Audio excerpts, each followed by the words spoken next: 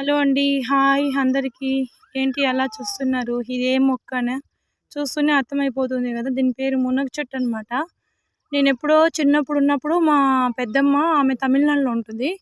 ఒక చిన్న విత్తనం తెచ్చిచ్చిందండి. ఆ విత్తనంని వేసి పెంచేపాటికి ఇలాంటి మంచి వృక్షమైంది. సో, ఇందులో మునక్కాయలనేవి వేలల్లో కాస్తాయి.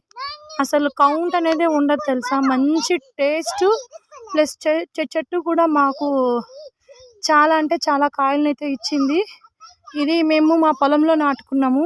అదో అక్కడ కనిపిస్తుంది అదే మా ఇల్లు. ఇది మేము మా పొలంలో నాటుకున్నాము.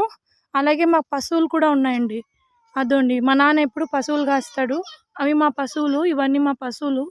ఇవేనండి మా రైతుల యొక్క కష్టాలు. చూడండి ఫ్రెండ్స్, రీసెంట్‌గా మా నాన్న బీన్స్ తోట వేయాలని వేశాడు.